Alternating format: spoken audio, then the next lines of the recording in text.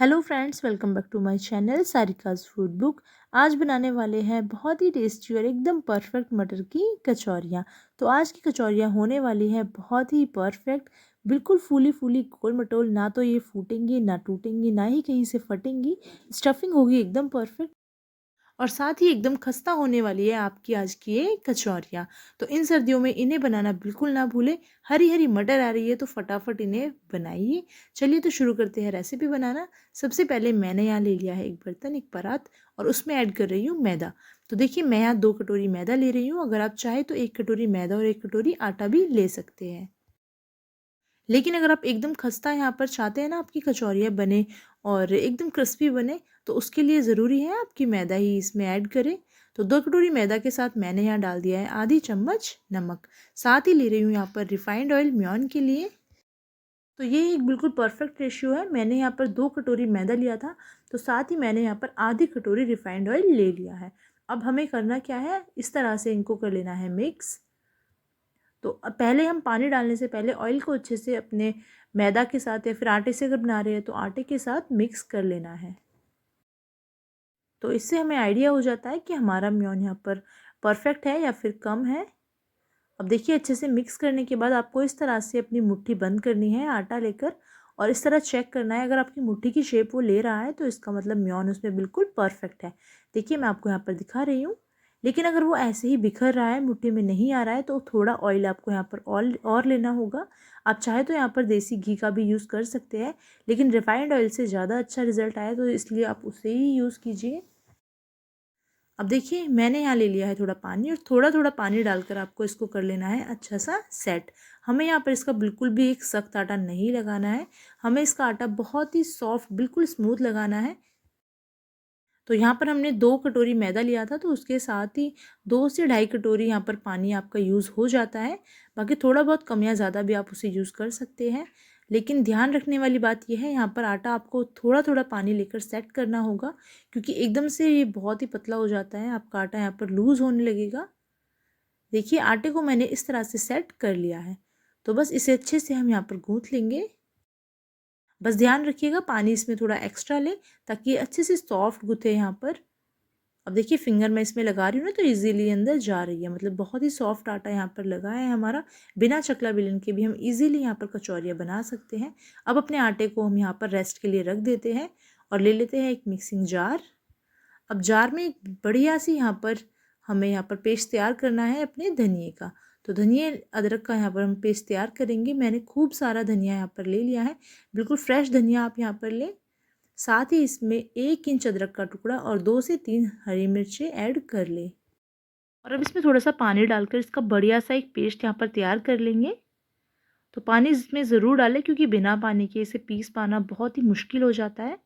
लेकिन पानी का ध्यान रखें, सिर्फ इतना ही डालें ताकि ये अच्छे से पिस जाए। बहुत ज़्यादा पानी हम यहाँ पर नहीं डालेंगे, क्योंकि इस पेस्ट को अपने मटर में ऐड करेंगे ना, तो यहाँ पर मटर का जो डो हम बनाएंगे वो बहुत ही लूज़ हो जाएगा। तो इस तरह से एक पेस्ट इसका तैयार कर लें। अब देखिए, मैंने यहाँ पर मटर अपनी ले ली है, बिल्कुल फ्रेश हरी भरी मटर मैंने यहाँ ली है। तो फ्रोज़न मटर आप बिल्कुल भी यूज़ ना करें, मैं तो आपको यही सजेस्ट करूँगी। मटर का सीज़न है और सर्दियों में तो खूब ढेर सारी मटर मिलती रहती है, बहुत ही रीज़नेबल प्राइस में। तो फ्रेश मटर खरीदिए और उन्हें यूज़ कीजिए। अब मैंने वही मिक्सिंग जार फिर से यहाँ ले लिया है, इसे धोने की कोई ज़रूरत नहीं है। इसी में हम ऐड करेंगे अपनी मटर, और मटर को भी हमें अब यहाँ पर मिक्सी में पीसना होगा। अब देखिए, थोड़ी थोड़ी बैचेज़ में हम मटर को पीसेंगे, एक साथ नहीं पीसेंगे, थोड़ा थोड़ा कर कर पीसेंगे। देखिए, मैंने मटर को यहाँ पीस लिया है और इसका एक दरदरा सा पेस्ट यहाँ पर तैयार कर लिया है। तो बहुत ज़्यादा फाइन इसका पेस्ट आपको नहीं लेना है, इस तरह से दरदरा सा टेक्सचर इसका आना चाहिए। यहाँ पर हमारी मटर भी हमें दिख रही है, तो इतना ही इसे पीसना है, एक परफेक्ट आप पेस्ट यहाँ पर बन जाएगा। तो इसी तरह से आपको बाकी मटर भी ले लेनी है और उनको पीस लेना है मिक्सी में। अब मटर पीसने के बाद तुरंत चलते हैं हम कढ़ाई की तरफ। यहाँ मैंने एक कढ़ाई ले लिया और उसमें ऐड कर दूँगी घी। तो बहुत ज़्यादा घी नहीं चाहिए, 1 से 2 चम्मच में आपका काम हो जाएगा। अब देखिए, घी को मैंने कर लिया है यहाँ मेल्ट। तो घी में ही हम इसे करेंगे। आप चाहे तो यहाँ पर रिफाइंड ऑयल का भी यूज़ कर सकते हैं, या फिर चाहे तो ऑलिव ऑयल भी ले सकते हैं। लेकिन घी से बहुत ही अच्छा फ्लेवर आता है, तो देसी घी आप यूज़ करें। अब घी गर्म हो गया है, तो मैं इसमें डाल दूँगी 1 चम्मच जीरा। जीरे को अच्छे से चटकने दें और साथ में ही डाल दें 2 पिंच हींग। तो हींग को आपको यहाँ बहुत ज़्यादा नहीं लेना है, ये बहुत ध्यान रखने वाली बात है। सिर्फ 2 पिंच लीजिए, क्योंकि बहुत ज़्यादा अगर आप ले लेंगे तो बहुत कड़वापन आ जाएगा आपकी स्टफिंग में।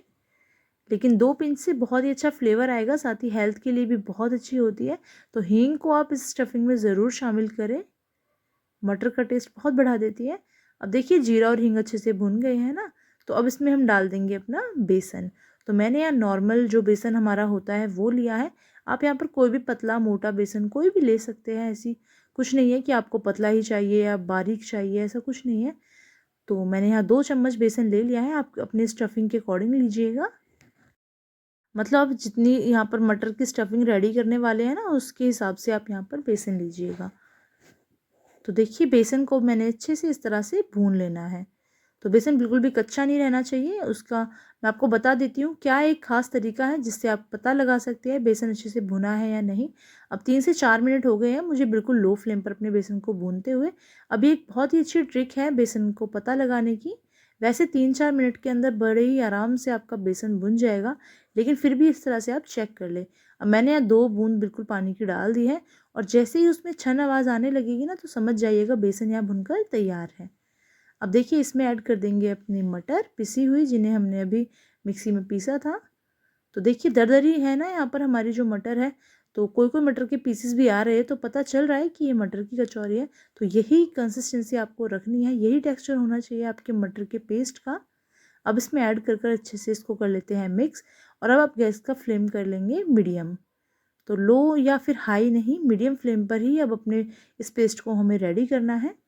मटर के बाद इसमें ऐड करना होगा हमें धनिए वाला पेस्ट। तो बहुत ही फ्लेवरफुल पेस्ट, बहुत ही बढ़िया आपकी कचौरी में एकदम स्वाद देने वाला है ये। इसे बिल्कुल ना भूलें, ज़रूर डालें। लेकिन बाय चांस अगर आप ये पेस्ट नहीं डाल पाते या फिर आपके पास यहाँ धनिया की क्वांटिटी कम है, तो धनिया को बिल्कुल बारीक यहाँ पर काट कर भी आप ऐड कर सकते हैं। लेकिन धनिया डालें ज़रूर, जब भी कोई भी कचौरी बनाए उसमें धनिया आप ज़रूर डालें। तो फ्रेश धनिए से ना बहुत जान आ जाती है आपकी यहाँ पर रेसिपी में, इसे डालना कभी ना भूलें। अब इसे इस तरह से हमें अच्छे से भून लेना है, ताकि जितना भी इसका मॉइस्चर है ना वो यहाँ पर ख़त्म हो सके। इसीलिए हम इसको जो है यहाँ पर रोस्ट कर रहे हैं। साथ ही मटर यहाँ पर अच्छे से भुन जाएंगी ना, तो बहुत ही जल्दी यहाँ पर पक जाती है मटर, बिल्कुल सॉफ्ट हो जाएगा आपका ये पेस्ट। तो कचौरी के अंदर फिलिंग करने में भी ईजी रहेगा। देखिए अब हम यहाँ ऐड कर देते हैं आधी चम्मच धनिया पाउडर। तो सूखे मसाले अब हमें यहाँ ऐड करने होंगे। 1 चम्मच ले रही हूँ मैं यहाँ पर काश्मीरी लाल मिर्च, बहुत अच्छा कलर देती है फ्रेंड्स, ज़रूर डालें। और आधी चम्मच डाल रही हूँ रेगुलर चिल्ली पाउडर। तो लाल मिर्च का पाउडर मैंने यहाँ ले लिया है। ये टेस्ट को बिल्कुल बैलेंस करेगा, आप चाहे तो इसको बढ़ा भी सकते हैं अगर आप ज़्यादा तीखा पसंद करते हैं तो। थोड़ा सा ले लिया है हल्दी पाउडर, और ये मैंने ले लिया है सौंफ का पाउडर। तो सौंफ का पाउडर आप इसमें ज़रूर डालें, बिल्कुल भी मिस ना करें फ्रेंड्स। सौंफ के पाउडर से इसमें बिल्कुल जान आ जाती है। 2 चम्मच भरकर आपको इसमें ये डालना होगा। अगर आपके पास नहीं है तो सौंफ घर पर रखी है, उसको पीस लीजिए आप, या फिर दरदरा कूट लीजिए और उसके बाद ऐड कर दीजिए। साथ ही मैंने ले लिया है थोड़ा सा आमचूर पाउडर और जीरे का पाउडर, इन्हें भी हम यहाँ ऐड कर देंगे। थोड़ा सा यहाँ पर डाल देंगे गरम मसाला, साथ ही ऐड करेंगे थोड़ा सा यहाँ पर काला नमक, और अब इनको कर लेंगे अच्छे से मिक्स। तो ये बहुत ही टेस्टी सी जो हमारी स्टफिंग है ना वो रेडी होने वाली है। बहुत ही यम्मी, बिल्कुल इसी तरह से बनाइएगा फ्रेंड्स, बहुत बढ़िया बनेगी। और बहुत अच्छी बात तो ये है आप इसे बनाकर स्टोर कर सकते हैं। साथ ही आप इसी स्टफिंग को पराठों में भी यूज़ कर सकते हैं। बहुत अच्छे आपके पराठे बनेंगे तब आप इस स्टफिंग यूज़ करेंगे। तो कचौरी पराठे कुछ भी बनाइए एक ही स्टफिंग से, वो भी एकदम परफेक्ट, इसका टेस्ट बहुत ही अच्छा आता है। साथ ही बहुत ज़्यादा टाइम भी देखिए हमें यहाँ नहीं लगा है, फटाफट मिक्सी में पीसा है और स्टफिंग रेडी हमने कर ली है। अब इसमें मैं थोड़ा सा नमक डाल देती हूँ ना। तो जब भी आप स्टफिंग बनाएं हमेशा बनाने के बाद उसे टेस्ट करें, अगर कम लग रहा है कुछ तो अलग से ऐड कर दीजिए। देखिए नमक के साथ मैं इसमें ऐड कर रही हूँ चीनी। तो चीनी 1 चम्मच आप ज़रूर डालिएगा, बिल्कुल भी मिस ना करें, क्योंकि चीनी यहाँ पर आपके टेस्ट को बैलेंस करती है। साथ ही एक अच्छी सी ऐसी मिठास देती है जिससे कोई पता भी नहीं लगा पाएगा आपने इसमें क्या ऐड किया है। तो तीखे के साथ जब आप हल्का सा मीठा दे देते हैं ना तो बहुत ही अच्छा टेस्ट आता है। इसीलिए चीनी आप यहाँ ज़रूर डालिए, सीक्रेट टिप है आपके लिए। और इनको अब कर लेंगे अच्छे से मिक्स इस तरह से। तो बस अब इसे इतना मिक्स करना है कि चीनी मेल्ट हो जाए और इसके अंदर कोई मॉइस्चर ना रहे। अब बिल्कुल सूखा सा डो हमारा यहाँ बनकर रेडी हो गया है ना ये पेस्ट। तो बस अब गैस का फ्लेम ऑफ कर लेंगे और इसे ट्रांसफ़र कर लेंगे दूसरे बर्तन में। देखिए यहाँ पर हमारा जो ये डो है बिल्कुल बनकर रेडी है। अब इसे थोड़ा सा ठंडा कर लेते हैं, क्योंकि उसके बाद हम इसकी बॉल्स बनाने वाले हैं। आप देख पा रहे होंगे कितना गर्मा गर्म बना है, साथ ही ये कितना यहाँ पर बिल्कुल ड्राई बना है। अब मैं आपको इसकी एक बॉल बनाकर दिखाती हूँ, कितनी ही इजीली इसकी बॉल यहाँ पर बन रही है। ना तो चिपक रही है ना ही टूट रही है, एकदम परफेक्ट। तो इस तरह से जब आप इसकी बॉल्स बनाएंगे ना और उसके बाद जब आप कचौरियाँ बनाएंगे तो आपके लिए बहुत ही ईजी होने वाला है कचौरी बनाना। तो इसी तरह से सारी बॉल्स बनाकर हम यहाँ पर रख लेंगे। देखिए ढेर सारी बॉल्स मैंने यहाँ अपनी स्टफिंग की बना ली है। इस तरह से आप बनाकर इन्हें स्टोर भी कर रख सकते हैं किसी भी एयरटाइट कंटेनर में। फ्रिज में रख दीजिए, हफ्तों तक ये बिल्कुल ख़राब नहीं होती है। जब भी मन करे आपका इनसे कचौरी बनाइए या फिर पराठे। तो चलिए अब हम इन्हें रख देते हैं साइड में। और यहाँ मैंने ले लिया है अपना आटा, जिसे हमने मैदे को पहले ही सेट कर रख दिया था ना रेस्ट के लिए। अब तक इसे ढेर सारा रेस्ट मिल चुका है, तब तक हमने स्टफिंग रेडी की थी। तो अब इसको फिर से थोड़ा सा हम इस तरह से गूँथ लेते हैं। तो आप देख पा रहे होंगे कितना यहाँ पर सॉफ्ट है, बहुत सॉफ्ट हमारा आटा यहाँ पर लगा था। तो सॉफ्ट होना बहुत ज़रूरी है फ्रेंड्स, थोड़ा सा उसे लूज़ रखें ताकि यहाँ पर चकला बेलन की आपको बिल्कुल ज़रूरत ना पड़े। ईज़िली इसी तरीके से आप अपनी परफेक्ट जो है कचौरियाँ बनाकर तैयार कर सकें। अब देखिए सबसे पहले हमें ले लेनी है लोई। तो या आप चाहे तो इस तरह से भी इसकी लोई तोड़कर ले सकते हैं। देखिए इस तरह से थोड़ी सी तोड़िए और जिस तरह से हम रोटी के लिए पूरी के लिए लोई निकालते हैं ना, ले लीजिए। लेकिन उससे अच्छा तरीका मैं आपको यहाँ बताने वाली हूँ जिससे बिल्कुल इक्वल आपकी सारी ही कचौरियाँ बनेंगी। उसके लिए आपको लोई भी इक्वल चाहिए तो ही कचौरियाँ इक्वल बनेंगी। तो मैंने इस तरह से अपने आटे का यहाँ पर एक रोल बना लिया है और अब इसके पीसेस कट कर लेंगे। तो यहाँ आइडिया से आप अपने आइडिया से इक्वल पीसेस कट कीजिएगा, तो लोई भी इक्वल बनेंगी और आपकी कचौरियाँ भी। तो ये मैदा है ना, इसीलिए थोड़ा सा यहाँ पर इस तरह से खिंच रहा है। तो बस इसी तरह से हम अपने सारे पीसेस निकाल लेंगे आटे के। अब मैं आपको दिखा देती हूँ यहाँ पर निकाल कर। देखिए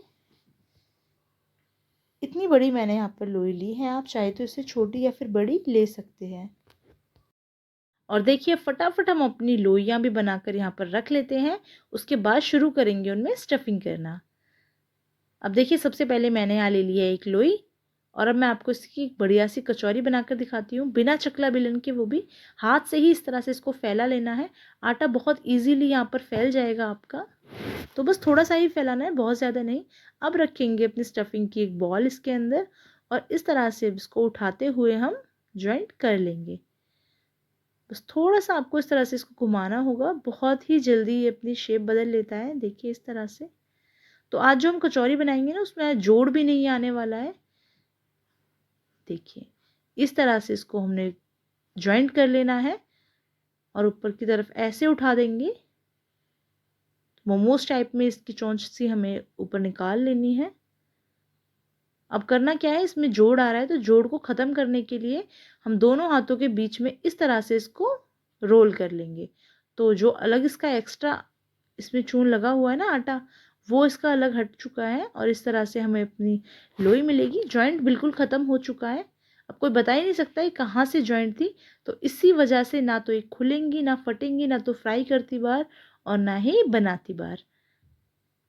देखिए बिल्कुल यहाँ पर जॉइंट फ्री आपकी कचौरी बनकर रेडी हो गई है। अब जो ये थोड़ा सा आटा बचा था मैं उसको बता देती हूँ आपको। इस तरह से बिल्कुल सेंटर में इसको जॉइंट करना है और इस तरह से आप उसे ले लेंगे। तो अलग से कभी भी ना करें, ये गलती ना करें आप अलग से उसको जॉइंट कर देते हैं। अब फेंक तो नहीं सकते, यूज़ तो हमें वो करना ही है। अब देखिए इसी तरह से हाथ से इसे मैंने थोड़ा सा फैला लिया है। मैं आपको थोड़ा सा पास से यहाँ पर दिखा देती हूँ, देखिए ताकि आप अच्छे से देख पाए। यहाँ पर इसे मैंने इस तरह उंगलियों से फैला लिया है अपनी लोई को। अब मैं इसके ऊपर रखूँगी स्टफिंग वाला लड्डू। अब देखिए मटर का लड्डू हमें इस तरह से करना होगा कवर, इसकी किनारियों को उठाते जाए और इस तरह से घुमाते जाए। तो बस और हाथ से थोड़ा सा खींचकर इस तरह से इनको चिपका दें आपस में और फिर रोल घुमा दें। घुमाने के बाद उसे थोड़ा सा ऊपर उठाएं और फिर इस तरह से अलग हटा लें। तो ट्राई करें कि आप इस तरह हाथ से उसे अलग ना हटाएं, हथेलियों से जैसे मैंने आपको बताया था मसल कर इस तरह से अलग हटाएं, इस तरह से। तो इससे जब आप इस तरीके से बनाकर देखेंगे तो आप समझ जाएंगे मैं क्या कहना चाह रही हूँ। बिल्कुल भी जॉइंट नहीं आएगा, आपको बिल्कुल टेंशन नहीं होगी इन्हें बनाने में। और हल्का सा इनको प्रेस कर देंगे, बहुत ज़्यादा नहीं, सिर्फ हल्का सा, और साइड में रख देंगे। अब देखिए इसी तरह से मैंने अपनी कई कचौरियाँ बना ली है। अब इनको फ्राई कर लेते हैं। यहाँ मैंने ले लिया है रिफाइंड ऑयल, मैंने रिफाइंड ऑयल में फ्राई कर रही हूँ। तो आपको ध्यान रखना है ये अच्छे से डीप फ्राई हमें करनी है यहाँ पर। तो ऑयल थोड़ा एक्स्ट्रा लीजिए ताकि अच्छे से डिप हो पाए ऑयल में, बहुत कम ऑयल ना लीजिए। अब ऑयल को हमें कर लेना होगा अच्छे से गर्म और उसके बाद ऐड करेंगे अपनी कचौरियाँ।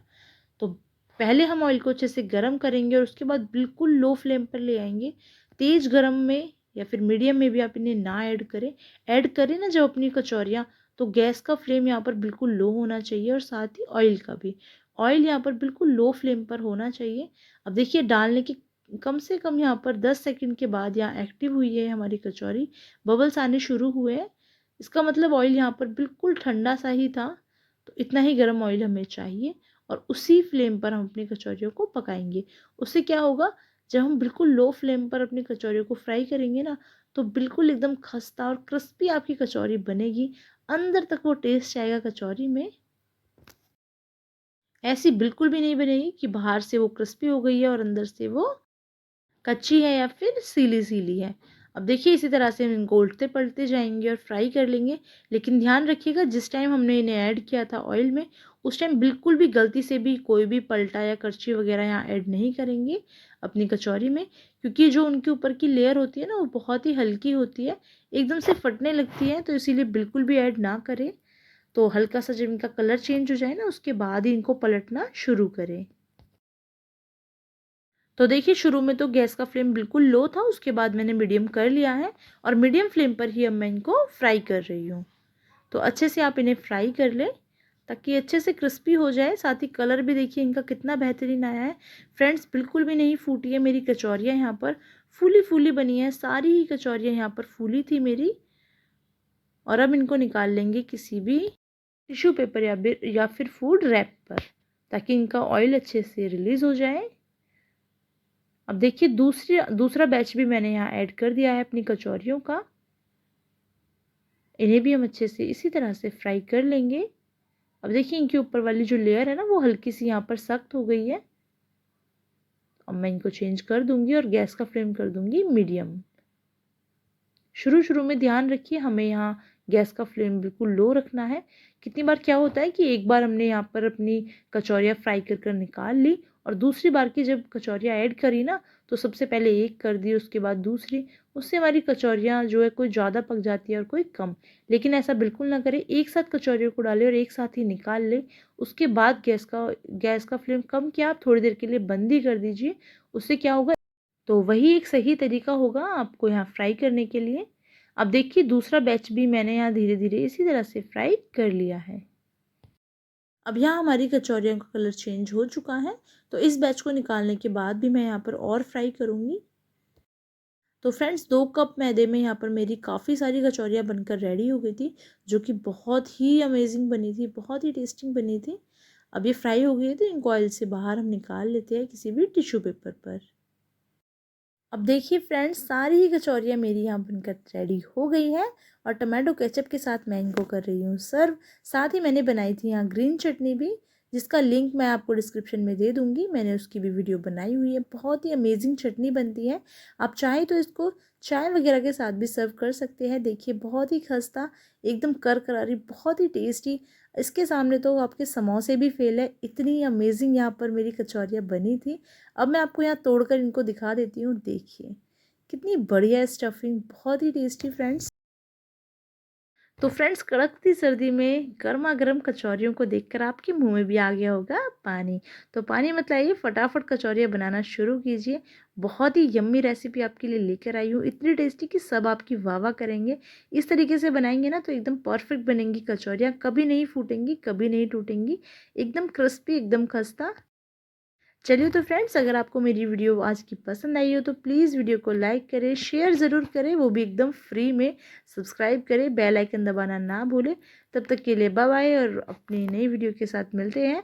और हाँ, अगर आप यहाँ पर मूंग दाल की कचौरी की रेसिपी देखना चाहते हैं तो उसका लिंक मैं आपको डिस्क्रिप्शन में दे दूँगी, वहाँ से आप उसे देख सकते हैं। या फिर और भी कई रेसिपीज़ के लिंक मैं आपको दूँगी, खोलकर ज़रूर देखिए और मेरी और भी वीडियोज़ को देखिए। तब तक के लिए bye bye friends, take care. तो मिलते हैं अपनी नई वीडियो के साथ।